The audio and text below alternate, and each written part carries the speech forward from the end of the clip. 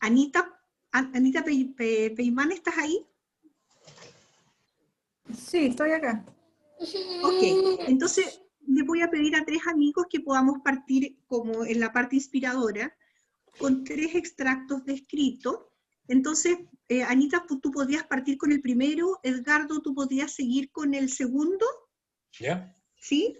Y Kenton, tú puedes hacer el tercero, Kenton. Ok. Ya, entonces partimos con Anita Peimán, después Edgardo y todo. Y después de ahí vamos a partir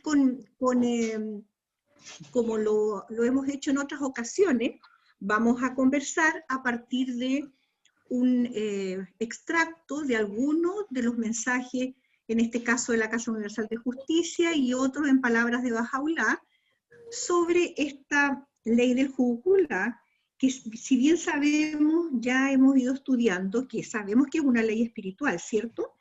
Y que Bahá'u'lláh en su dispensación la ha establecido como una fuente permanente e independiente de los ingresos, de tal manera que la fe pueda promulgar su causa y toda la actividad inherente a las instituciones en el mundo puedan ser entonces financiadas. Eso es muy importante. Sin embargo, tener claro que lo que los creyentes en Bahá'u'lláh ofrecen como Jujulá, siempre en estos tiempos la autoridad de la fe, la cabeza de la fe, en este caso la Casa Universal de la Justicia, es la que usa estas ofrendas a su criterio para la prosperidad y bienestar de toda la humanidad. No solamente es para los bahá'ís que declaramos nuestra fe.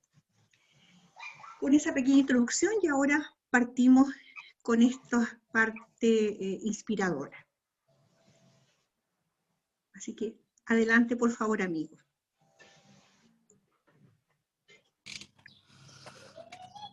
Oh hijo de ser, tú eres mi lámpara y mi luz está en ti. Obtén de ella tu resplandor y no busques a nadie sino a mí, pues te he creado rico y he derramado generosamente mi favor sobre ti. Bahá'u'lláh.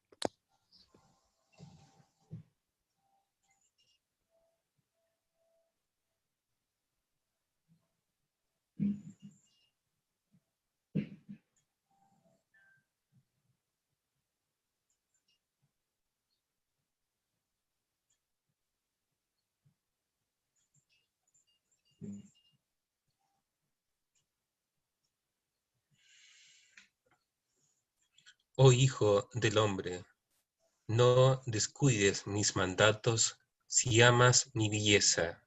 No olvides mis consejos si quieres alcanzar mi complacencia. Bahá'u'lláh.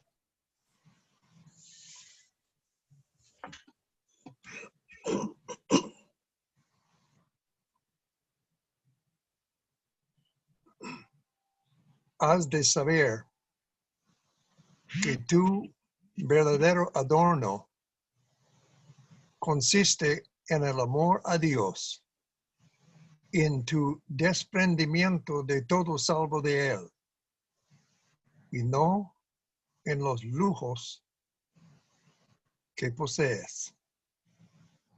Bahá'u'lláh.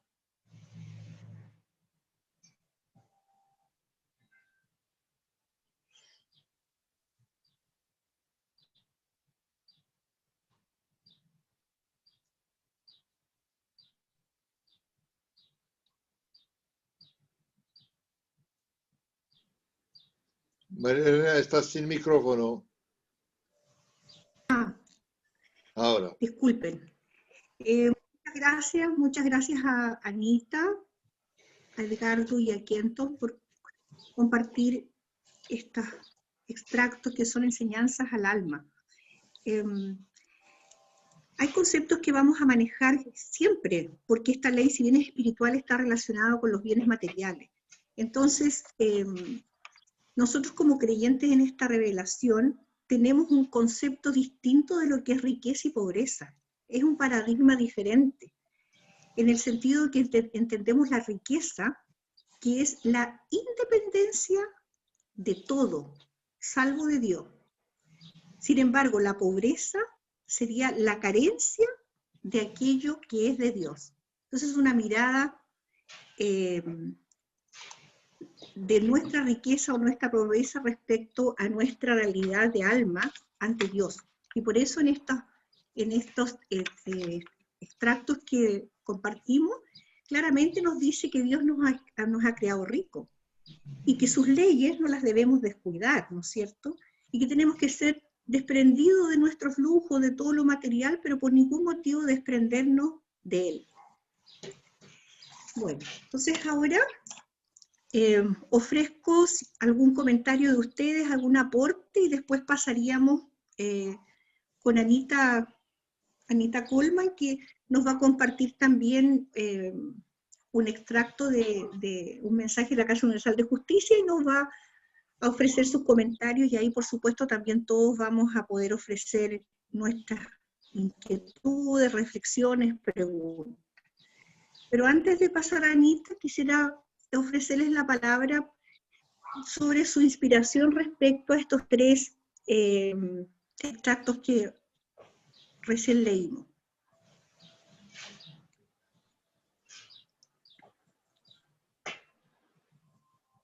No es necesario pedir la mano o alzarla, sino que por favor desactivan el audio y lo comparten.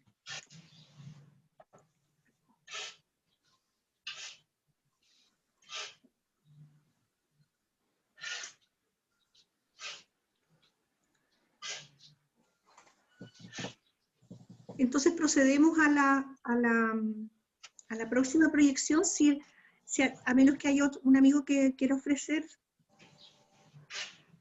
su comentario. Parece que no hay, ¿cierto? ¿Seguimos entonces, Hervé? Muy bien. Yo no veo las manitos si alguien levanta la manito. Por eso que les digo, ocupan su audio nomás. Pero se ve, yo lo veo, si alguien hace seña, yo te lo digo, no te preocupes. La segunda, o sea, es la otra, esa es la segunda parte, Hervé. La otra es la que está en PowerPoint. Ya, pero esa no corresponde todavía, Hervé.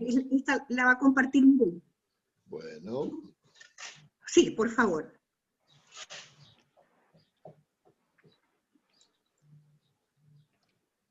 Ahora.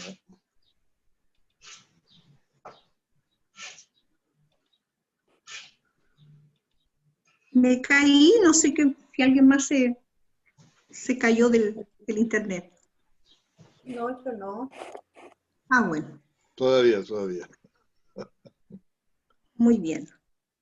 Anita, el espacio es tuyo y puedes incluso coordinar el aporte de los amigos después de que hagas tu reflexión. ¿Se ve bien ahí o no? Sí, veo bien, todo bien. Okay. El comienzo de la magnanimidad ocurre cuando el hombre gasta su fortuna en sí mismo, en su familia y en los pobres entre los hermanos en su fe. Debéis dar frutos excelentes y maravillosos, para que vosotros mismos y otros os beneficiéis de ello. Así, incumbe a todos ocuparse en oficios y profesiones, pues en esto se basa el secreto de la riqueza. Oh hombres, dotados de entendimiento. Bajaulá.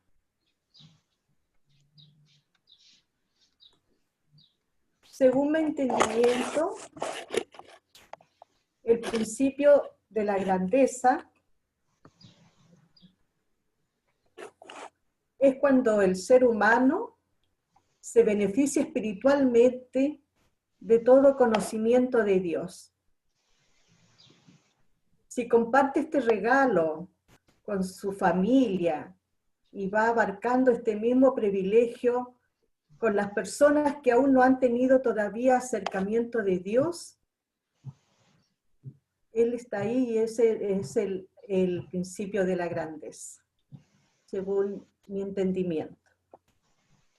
Y si el hombre acepta y recibe este gran regalo que es el conocimiento de Dios, y luego sigue sus leyes y sus mandatos, nos permite avanzar en este mundo, ¿verdad? Para que con nuestro trabajo, no importa cuál sea, puede ser un trabajo muy humilde, ser un trabajo de profesionales, pero si es con alegría, si es con perseverancia, si es con honestidad, y todo por amor a Él, esto o sea, no tiene nada, todo va junto, la espiritualidad y lo que tenemos que avanzar en este mundo. Si avanzamos y acatamos las leyes de Dios, seremos desprendidos para luego dar y cumplir con nuestras leyes, las leyes que Dios nos ha impuesto. Y lo vamos a hacer absolutamente con amor, desprendido, y no importa la cantidad o el valor que sea. Eso es mi entendimiento. ¿Ya? ¿Y Elena? Muchas gracias, Anita. Fue una profunda reflexión y además una aplicación práctica en el día a día. Por favor, algunas preguntas que quisieran hacerle a Anita o ofrecer sus propios comentarios, amigos, para que sea esto dinámico también, así aprendemos todos de nuestros propios entendimientos.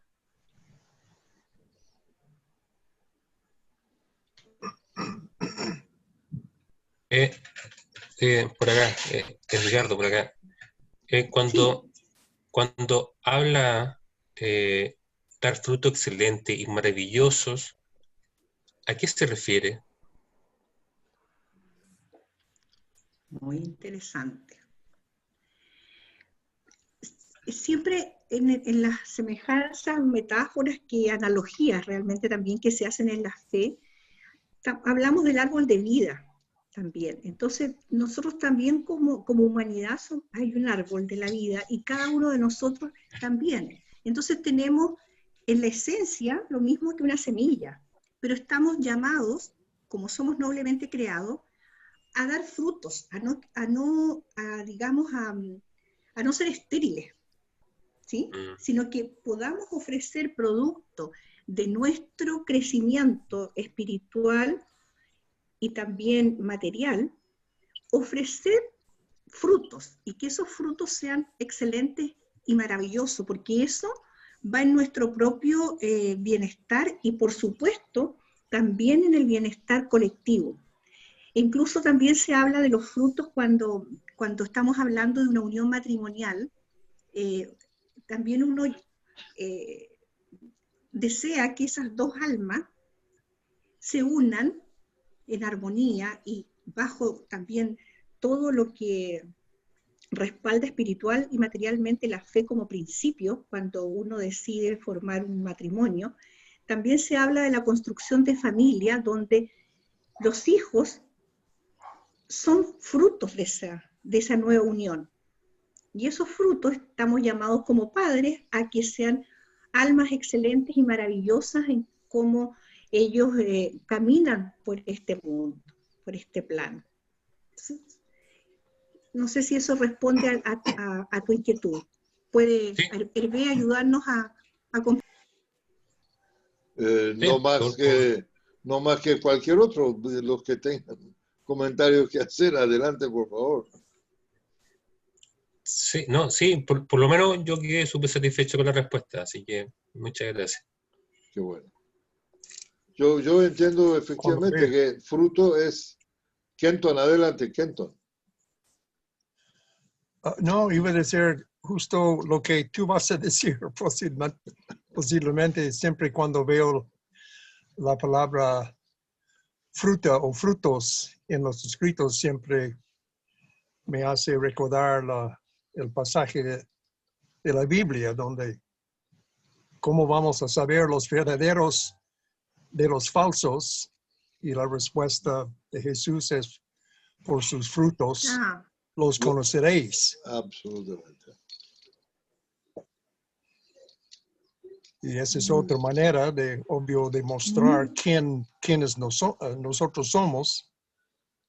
Ojalá los falsos pueden ser distinguidos por los actos, por la conducta, por nuestra actitud, nuestro servicio a la raza humana. Y esos son los frutos excelentes y maravillosos que Baha'u'lláh nos inspira compartir con la humanidad.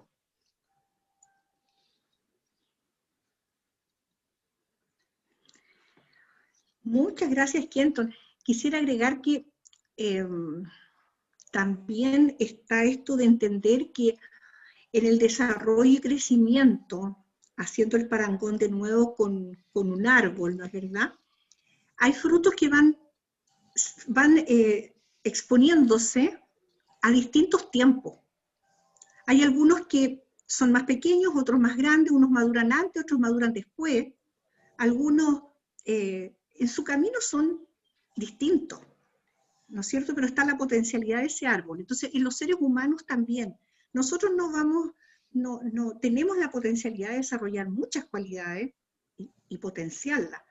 Sin embargo, eso va a ir haciendo gradual, a medida de cada uno. Entonces tampoco tenemos que ser moderados y tranquilos de que van a ir surgiendo estos frutos de a poco, gradualmente. De repente va a ser una primavera gigante y de repente a lo mejor van a haber algunas partes que se han desarrollado más maduramente y la mejor calidad del fruto en otra instancia. Entonces también tener paciencia con nosotros mismos y querernos nosotros, porque de repente como que nos autocastigamos, ay, no estoy capaz, no he dado todo lo mío, no he sido capaz de dar por completo. No, tranquilo. Lo importante es nutrir el árbol. Edgardo, adelante. Sí, eso, como lo dijo una amiga Bajay, es una lucha constante a sí mismo, con uno mismo. Cada día uno se da desafíos o metas que debe superar para poder sembrar bien esa semilla. Claro.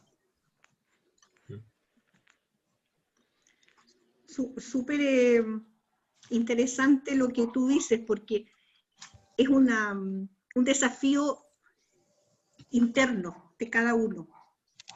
Y en eso es conciencia individual y responsabilidad íntima de cada uno. Eso es lo lindo. Súper, muy bien. ¿Algún otro comentario o pasamos a la otra cita? ¿Puedo preguntar qué pensamos? Me gustaría escuchar ideas, opiniones sobre donde dice, pues en esto se basa el secreto de la riqueza.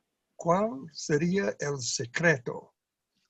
Incumbe a todos ocuparse en oficios y profesiones, pues en esto se basa el secreto de la riqueza. ¿Secreto? A ver. No tengo la menor idea. Pero sí. Yo puedo aportar una idea, una de mi entendimiento, donde Baha'u'lláh mismo y después Choghi Effendi nos refrenda muchas veces que nosotros no debemos ser carga para nadie. Entonces cada uno tiene que ser autosuficiente en conducir sus asuntos en este plano, ¿sí? Entonces ahí viene esto de siempre prepararse en lo que es algún oficio o alguna profesión donde nosotros podamos ejercer un trabajo y dignamente obtengamos una remuneración, un ingreso para nuestra, ni siquiera subsistencia, para nuestra, bueno, digamos subsistencia, con con más o con menos Y monto, prosperidad. dependiendo de cada... Claro, cada monto depende en el fondo de la sociedad en ese momento y cómo se den. Pero a eso voy. Una cosa es recibir un pago por eso, para ser sustentable materialmente, comer, tener vivienda, vestirse, pagar el colegio de los hijos, lo que corresponda, pero tiene que ver con el bienestar material y espiritual nuestro. O sea, nosotros tenemos que sentirnos contentos.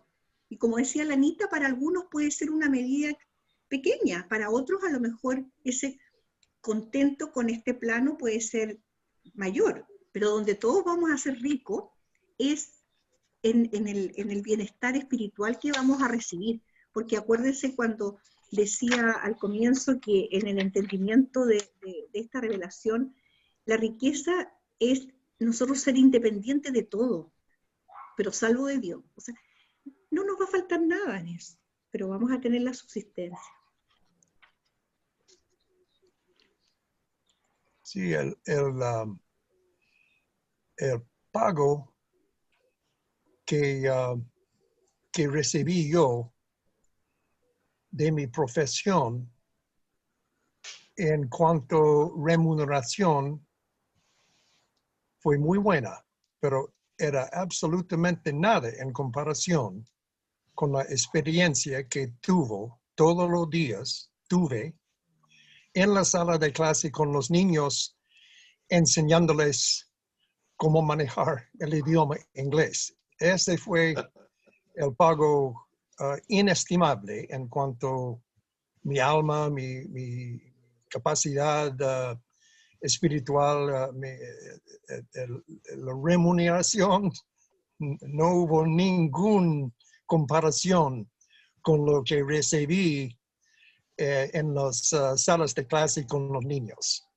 Posiblemente ese es parte del secreto de amar su profesión, que da uno un pago espiritual adentro y también un pago físico, remuneración, así podemos ayudar con la donación al Jucuculá. También. Edgardo pide la Muy palabra. importante, Edgardo. Sí. Sí, Adelante, Edgardo. sí, más o menos a las últimas palabras de Kenton, se me vino la imagen y el recuerdo cuando empezó la pandemia. Hay mucha gente que caminaba por las calles en su trabajo, casa o familia, qué sé yo, pero dentro de la pandemia se valoró mucho las personas recolectoras de basura, los jornaleros, los guardias, la gente de las enfermeras. Ellos pasaron a pasar a ser, y los profesores, indudablemente, pasaron a ser de primera línea. Y el personal de aseo, la limpieza. Exactamente, la limpieza. Entonces, eso acá, como dice, el oficio, y esa es, y cada uno la agradecía, y yo veía, por ejemplo, había notas de España, de otros países, que aplaudía a la gente que era aseador de las calles, recolectores de basura, porque su oficio fue un papel importante en esta pandemia que estamos pasando. Si no hubiéramos tenido todas nuestras basuras domiciliarias, no sé cómo dejar, y etcétera. Entonces, ahora yo creo que el gran porcentaje de nosotros, la mayor parte de la gente, valora mucho más esa gente que tiene ese oficio. Eso, quería acotar eso nomás. ¿No es cierto?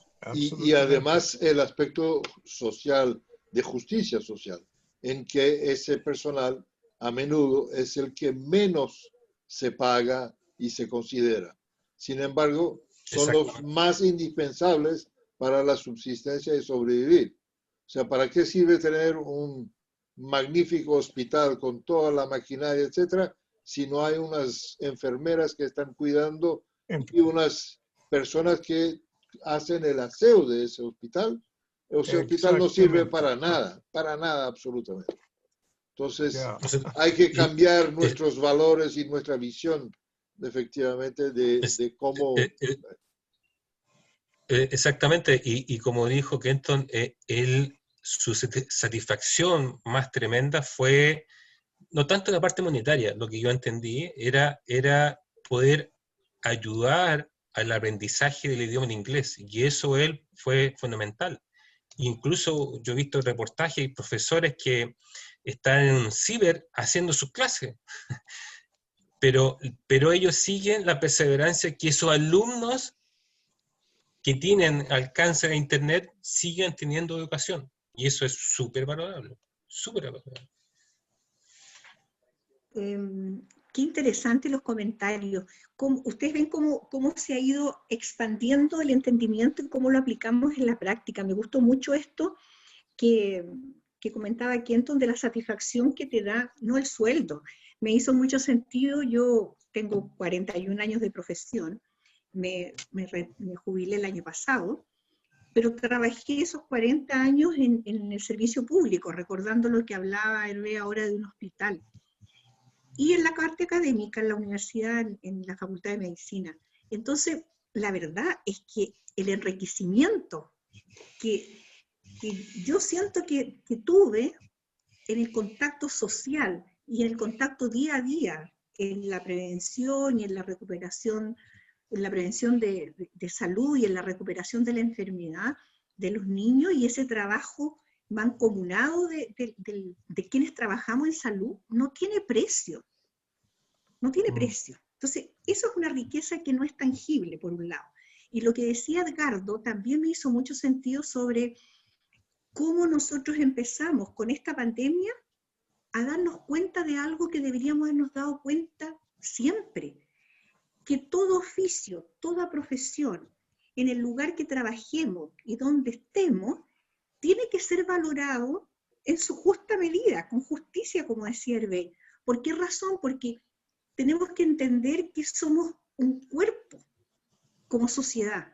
Entonces, formamos todos parte de un puzzle, donde una pieza es fundamental para la otra para que encaje, si no, ese puzzle no se construye. Entonces, más que nunca ahora, aplicando en terreno de salud, como explicaba, como decía Hervé, habría sido imposible atender pacientes en medicina intensiva si no hubiéramos tenido ese trabajo que no se visualiza ni se valora de las personas que trabajan en aseo. Yo hasta antes de retirarme, se externalizó el auxiliar de aseo, ya no formaba parte del equipo de salud por muchos años. ¿Por qué? Porque entró la empresa privada con concesionarios a administrar el hospital. Entonces, ¿qué hizo el concesionario? Contrató personal que, si yo te diría, hubiera encontrado un chileno, habría sido bingo. Prácticamente puros migrantes en condiciones ínfimas que viven en unos campamentos de miedo, donde les pagan el salario mínimo, absolutamente mínimo, y con un trabajo de aseo que no tiene nada que ver con el trabajo de aseo de una oficina. O sea, ganando mucho menos que lo que una familia con cierta comodidad le puede pagar a una asesora del hogar como precio mínimo, y donde tiene su comida, donde tiene todo. Entonces, muy importante eso que tú dices, cómo valorar entonces el trabajo. Y entonces el concepto de riqueza y pobreza tiene otro sentido. Y si nada hicimos con amor, como decía Kenton, en nuestra relación en este caso, con los estudiantes, ¿qué riqueza te queda? Es como una lata, trabajé no sé cuántos años, que fome, no hay hora de jubilarme, porque fue un tormento todo mi ejercicio profesional. Ay, estás pobre, pobre. Bueno, nos extendimos harto, nos entusiasmamos. Pero yo cierro mi boca. Entonces, ahora le voy a dar el espacio, y por favor lo vas a coordinar tú, Mireya. Yo me voy a quedar calladita. Esta parte es un mensaje un extracto del mensaje de la Casa Universal de Justicia, que nos va un poquito como a compartir algún entendimiento de algo, un traslape muy fino entre lo que son los fondos de la fe versus el jukuk. Las dos tienen que ver con medios materiales, ¿cierto? Con aportes. Sin embargo, el propósito de cómo se usan es distinto, ¿sí?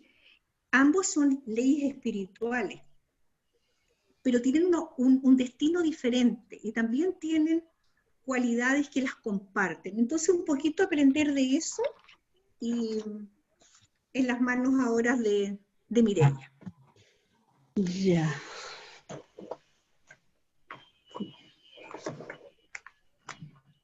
Bueno, ahí, no sé si alguien quiere leerlo en vez de mí.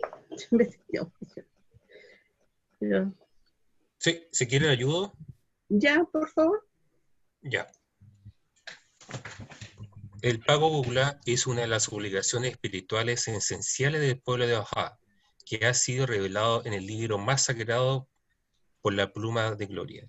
Por lo tanto, los amigos deberían separar las cuentas de Gugulá de sus otras contribuciones. Primero, deben cumplir sus obligaciones relativas con el Gugulá y después pueden hacer otras contribuciones a su discreción. Gracias.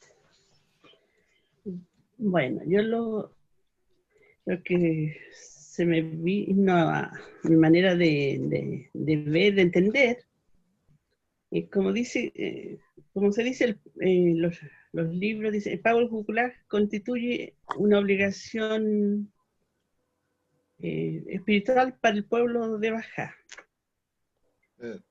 Perdón, falta la segunda parte. Ah, ya. ¿Lo leo yo? Bueno. Ya.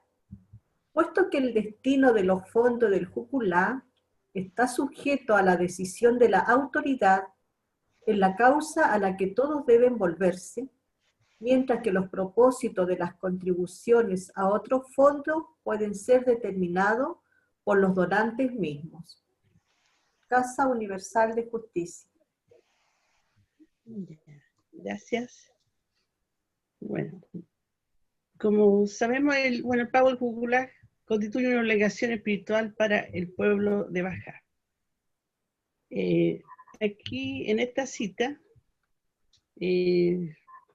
lo que nos aclara es que la prioridad siempre va a estar cuando nosotros ya tenemos determinado el pago del jukuk, de que ese monto que hemos determinado de repente puede que se nos cruce o haya necesidad de querer hacer un aporte a otras actividades, o nosotros no debiéramos sacar un poquito de ahí o ocupar el total, no derivarlos a otros intereses o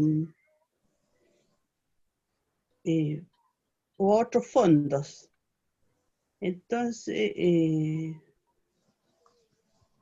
por más actos de generosidad o de sacrificio que queramos hacer con ese valor determinado del jukuk, no se debe ocupar. Entonces, porque como sabemos que tiene prioridad el pago del jukuk, por ser una ley sagrada, sabemos que es como la oración, el ayuno, y todo lo demás que queramos hacer no es reemplazable con otros actos o aportes porque no son leyes. Y el jukuk, bueno, también sabemos que se paga por amorosa obediencia y humilde sumisión a la ley del libro sagrado. Encontré una historia, un cuento de cómo en este nuevo orden de Bajaulá se ha ido desarrollando. Y ya hay una historia de una Asamblea Nacional que tiene una página Y hay una historia que me llamó la atención de cómo todo en la fe ha ido desarrollándose paso a paso, con todo lo que son contribuciones o también el entender el jucular mismo. Entonces aquí hay una historia de un joven, dice que él estaba fascinado por la historia antigua y cómo las grandes civilizaciones gobernaban el mundo. La majestad de los reyes gobernantes, su poder y suprema soberanía, sus grandes palacios, reinos y coronas, todos cautivaron mi imaginación. Solía visitar la biblioteca cerca de nuestra casa para ver libros y pinturas del antiguo imperio romano, los faraones egipcios y los reyes persas. Aprendí que los persas gobernaban casi la mitad de la población mundial desde su capital en Shiraz. Y recuerdo lo intrigado que solía ser por los dibujos coloridos de las multitudes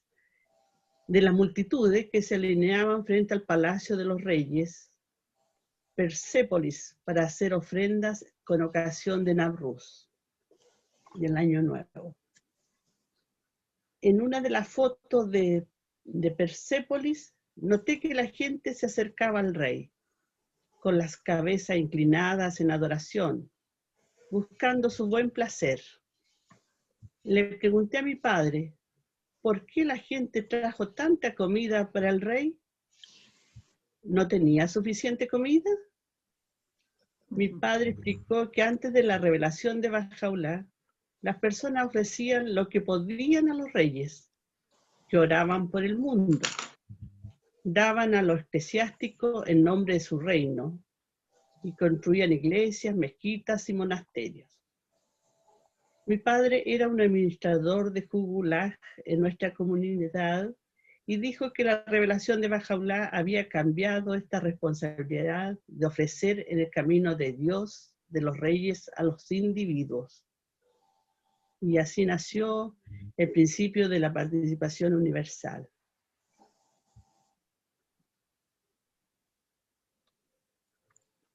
Eso sería, no sé si hay comentarios. Muchísimas gracias, Mireya.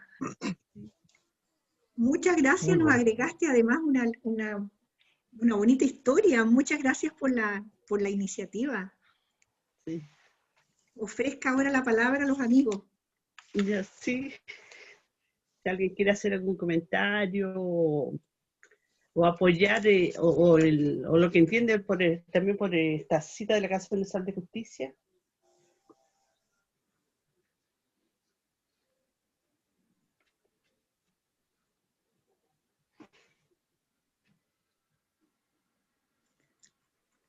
¿Necesitan o no más que necesitan, quisieran que Hervé la vuelva a proyectar? ¿Eso ayudaría? Está proyectada. Está en Ay, ¿yo por qué pantalla. no la veo? Está en Está pantalla. en pantalla. Sí está. A ver. Yo veo la pura... A ver. Ya. Gracias. No me sale. Hay que mover un poco la pantalla. Ahí sí, ahí sí. O puedes sacudir el teléfono. Bueno. Ay, Hervé.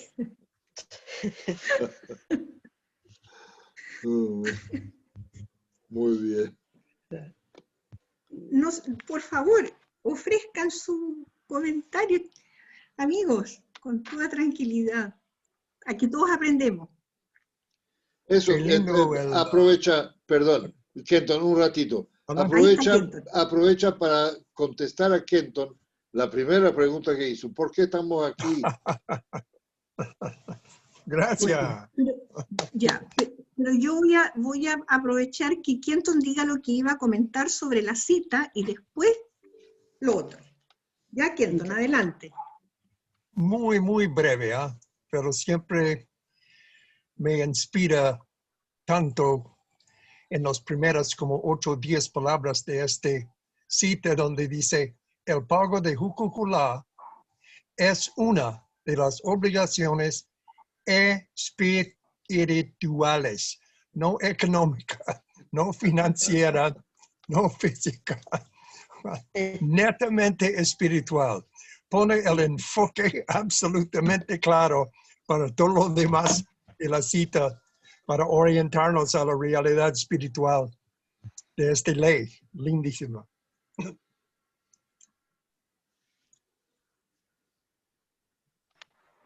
Y agréguele esencial, porque ya se supone que las obligaciones espirituales son, pero así de un peso gigantesco. Sí, Sin embargo, deberá haber alguna priorización dentro de todo lo maravilloso que es. Pero esta es esencial, igual que el ayuno, igual que la oración, a ese rango. Bueno, haga de nuevo la pregunta, por favor, querido Kenton, para que veamos la respuesta.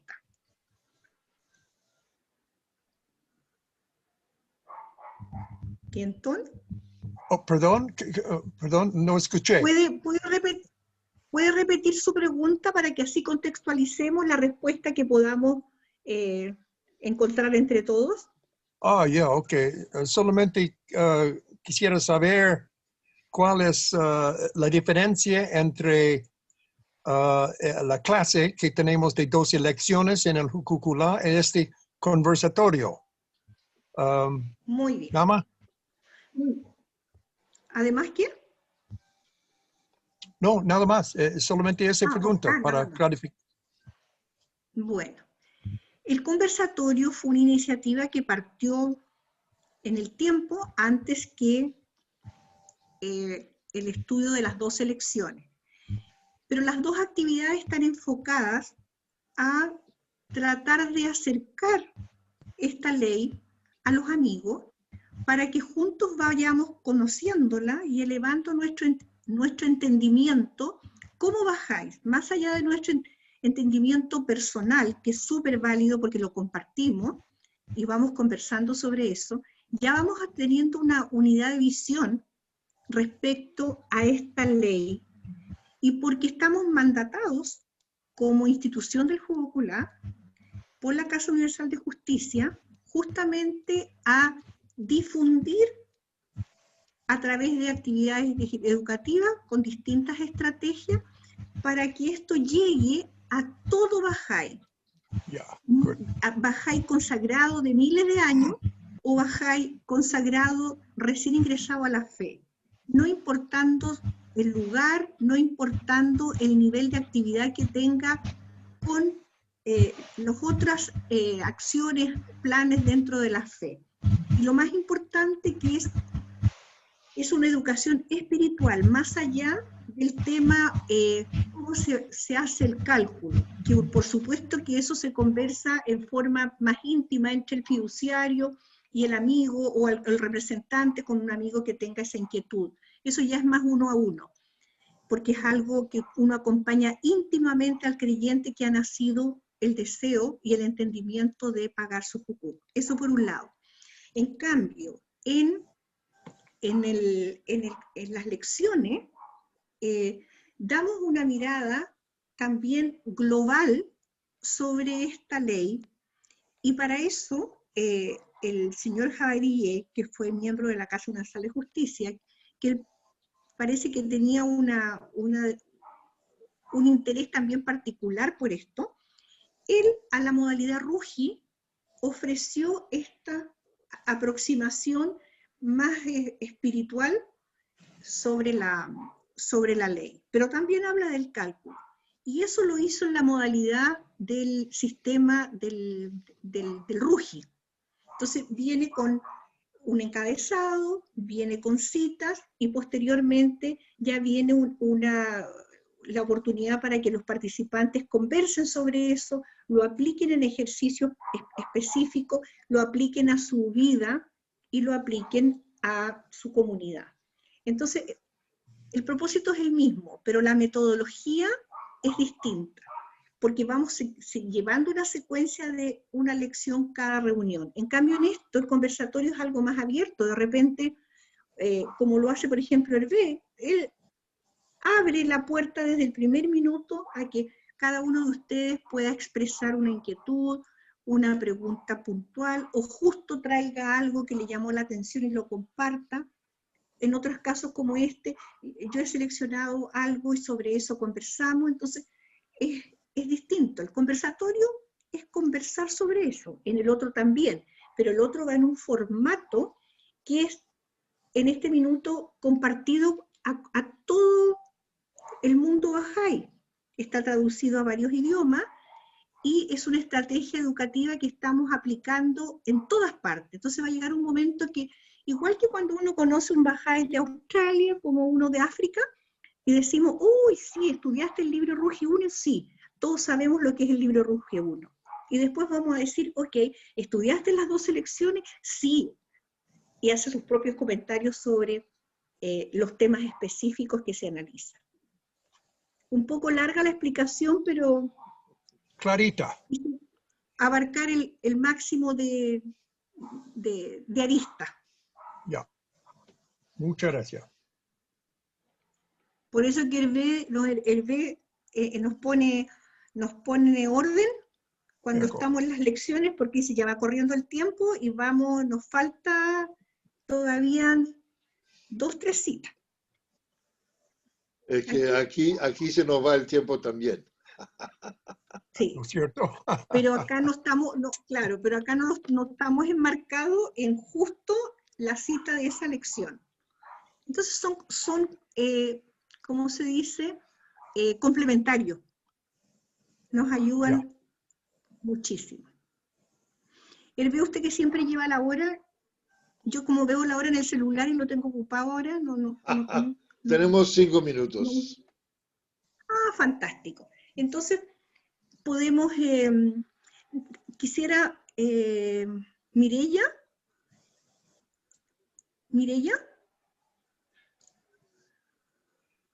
¿estás ahí? Sí, está, Mireya está. Mireya, estaba apagado el micrófono. Eso. No sé si tú quisieras ampliar un poquito respecto a cómo una pregunta concreta. Voy a transmitir una pregunta que me ha hecho al creyente, en el sentido de que, ok, si la prioridad siempre es primero cumplir mi obligación con el jukuk y después puedo hacer otras contribuciones, entonces un amigo me dice, uy, entonces ahora que yo no he pagado nunca mi jukuk, no tengo los medios para hacerlo, nunca voy a poder entonces contribuir al fondo local, al fondo nacional, al fondo del templo, porque acá me dice que mi primera obligación es con el jukuk. Si esa pregunta te la hicieran a ti, ¿cómo la podríamos abordar? O entre todos. Mire, yo lo que entiendo de esta cita es que si uno ya ha determinado el pago del jukuk, ya tiene una cantidad aparte, por decirte, ya dice, ya yo tuve ganancias, o qué sé yo, y debiera pagar este monto, y tengo el dinero, lo tengo separado. Y de repente se cruza que hay que hacer aportes extraordinarios, puede ser por este mismo sistema a lo mejor de emergencia, estos aportes de emergencia o aporte también puede ser a otras instituciones, o también también puede ser de caridad, también puede ser. No debiera sacarse de esa plata, de ese fondo. No debiera ocuparse en otra cosa, no desviarse para para ir en ayuda de otras situaciones. Okay. Eso es lo que yo entendí pero eso no quita de que el amigo, si él no ha determinado que tiene una cantidad para el jukuk, apoye los fondos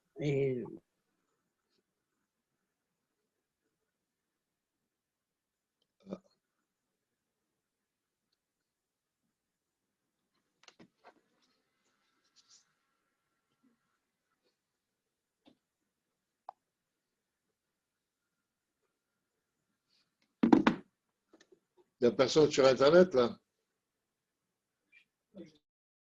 Son distintos, como hemos estudiado, son distintas situaciones o también en la manera de cómo hacer, de dar al Hukuk y también cómo aportar a los fondos. Muchísimas gracias, Mireia, por compartir tu entendimiento. ¿Hay algún amigo que quisiera agregar algo o a lo mejor difiere o lo entiende de una manera sutilmente distinta? Por favor, compártalo.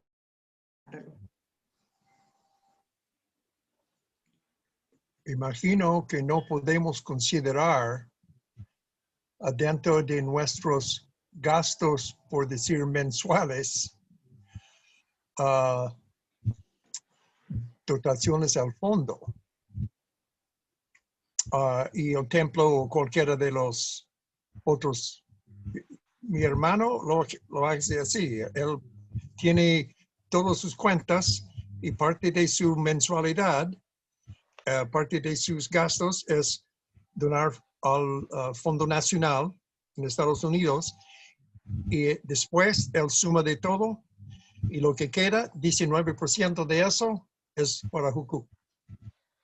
No sé si uno...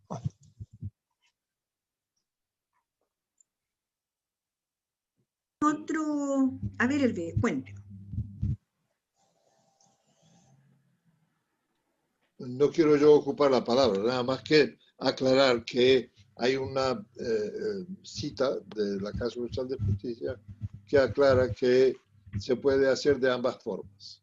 O sea que Sí. uno puede considerar que sus diferentes aportes a los diferentes fondos, las contribuciones que hacemos, son gastos necesarios y por lo tanto sobre esos no paga el Hogolá. Otras personas consideran que no.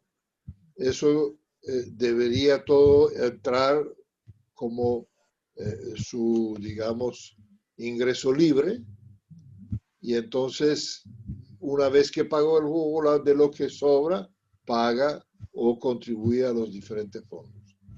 Eso nos da flexibilidad. Entonces, algunas personas prefieren calcular de una forma, otras personas lo calculan de otra forma.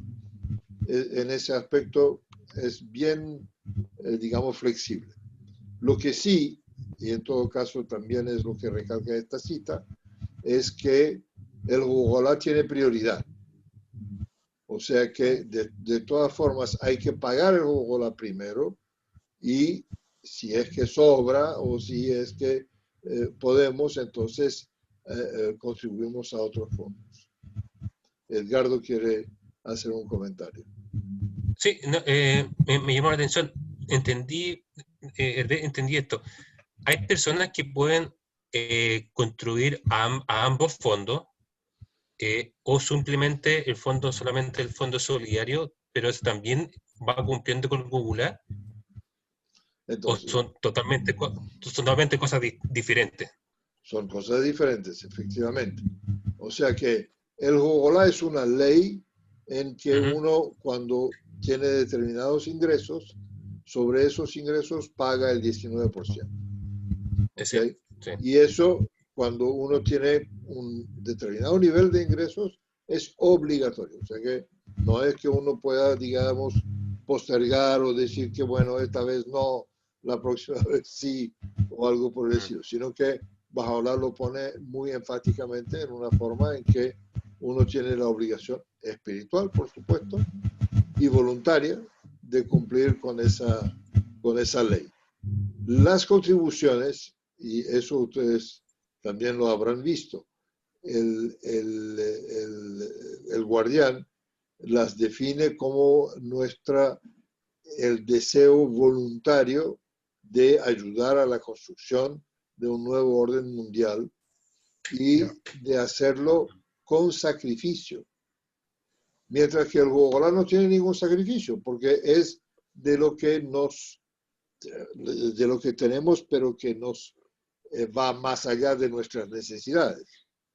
Sin embargo, el guardián recalca, y eso para mí es muy llamativo, que cuando hablamos de contribuciones a los fondos, debemos hacerlo aún cuando no estamos pudiendo cubrir nuestras necesidades. O sea que la persona más pobre, la persona más necesitada, digamos, dentro de la comunidad, igual tiene la obligación de contribuir a los diferentes fondos, o por lo menos a lo que pueda alcanzar. Entonces, hay una diferencia en relación al concepto y también al uso. Y eso también es algo que hay que entender, se nos va el tiempo, pero rápidamente, el Bogolá se destina exclusivamente a la cabeza de la fe. Nadie más puede determinar el uso que tiene. Entonces uno paga el Bogolá y sabe que es la Casa Universal de Justicia que va a decidir cuál es su uso, empleo, en qué momento, cómo y cuándo. Mientras que el fondo es lo que nosotros ponemos para que nuestra institución local, la Asamblea Local, la institución nacional, el comité de área, la junta del instituto, todas las, digamos, instituciones que tenemos puedan tener y gozar de fondos suficientes para poder manejarse y traernos finalmente todas las facilidades que necesitamos tener. Entonces, son dos manejos muy diferentes en ese aspecto. Hablé mucho. Muy interesante, muy interesante cuando se generan estas inquietudes, estas preguntas, cómo vamos entonces aclarando y entendiendo mejor. Y me quisiera volver donde, con eso terminamos, con Mireya. Me gustó mucho cuando ella dio la primera explicación y decía, no podemos tocar esa parte del juego, porque yo no puedo sacar nada de ahí para resolver otros asuntos, por urgentes que sean. Incluso mencionaste el aporte de emergencia actual por la pandemia. Entonces, ahí es muy interesante que la persona que nunca ha pagado el Jucuc, porque incluso a lo mejor nunca tendría la obligación de pagarlo desde el punto de vista de que nunca va a tener, o no es que nunca va a tener, su proyección es que muy difícilmente pueda llegar a tener el excedente que la ley sí o sí estás obligado. Pero sí puede hacerlo incluso desde su nivel más básico de ingresos, que le alcanza al justito para cubrir sus necesidades. No obstante eso, igual hace su cálculo por amor a Bajaula y dice, ok, yo tengo mi pensión de jubilación, gasto todo esto y me quedaron 5.000 pesos. Bueno, y de esos 5.000 yo voy a sacar el 19%. Entonces, pero lo va dejando al guardadito, ¿entiendes? Y a lo mejor decide que en 3 años, en 5 años, juntó X y dice, ahora lo voy a ofrecer como mi ofrenda al jugular. Pero de repente puede ser... O lo va pagando cada mes también. A eso voy. O a lo mejor esa misma persona toma la decisión de que me voy a ordenar. Y de mi casita pago las contribuciones 4 veces al año. Entonces, en esa misma oportunidad, yo voy a mandar lo que yo tengo. Y a lo mejor van a ser un trimestre 3.000 pesos, al otro a lo mejor van a ser 5, el otro a lo mejor va a ser 1, y el otro de repente puede ser que tenga 20. No lo sabemos. Entonces, no importa el monto, como decía la Mireya, pero si ella lo tiene separadito porque lo hizo dentro de su cálculo, no lo toca para nada, porque eso es de Dios. Ya sacó su 19. Esos son muy interesantes. ¿Eh? Porque hay gente que dice, oye, pero si no lo he pagado, entonces ¿cómo pago lo otro? O voy a tener que empezar a pagar el Jucuc para poder entregar. No, lo va guardando y ve cuál es el momento en el cual no está privado incluso de lo básico. O sea, voy a pagarlo justo ahora, pero no tengo plata para esta semana ni para comer. Entonces, Bajaula tampoco quiere eso. No nos privemos. Entonces, el concepto de moderación que hemos manejado también en otros conversatorios. les agradezco muchísimo porque lo más importante ha sido esto, cómo cada uno contribuye desde el corazón y desde su proceso reflexivo. Quisiera pedirle a alguno de ustedes que pudiera hacer una oración de término, entonada, leída, como lo desee. Adelante, Edgardo.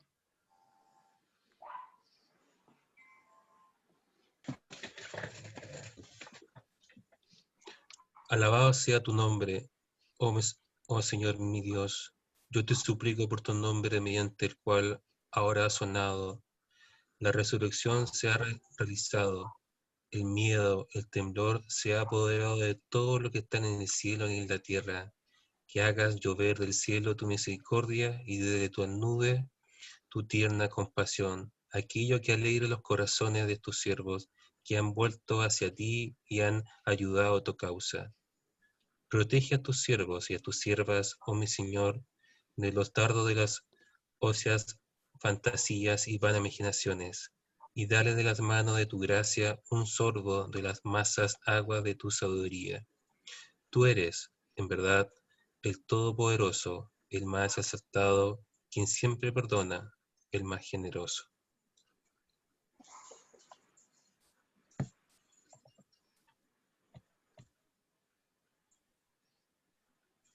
Oh Dios, guíame, protéjame, ilumina la lámpara de mi corazón y haz de mí una estrella brillante. Tú eres el fuerte y el poderoso. Owem Nanachen, Baichintun Yoyen Kokantun Yoyen, Pelum Tun Mayan, Tanyip Yuke Ni Kafe, Ka Taumane, Inche Meo Kenyi Waluf Winulen, Amy Ta Naman Yalu, Kom Naman Yalu.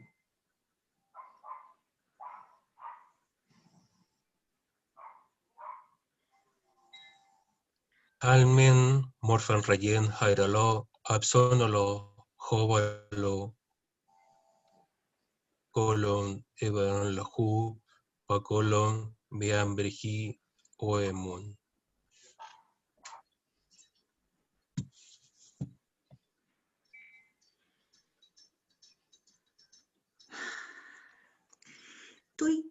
Me siento súper emocionada, estoy muy contenta. Ha sido una linda oportunidad de conversar y creo que hemos estado con el corazón bien encendido y hemos sido muy generosos en compartir lo que pensamos y lo que sentimos. Y con estas últimas oraciones,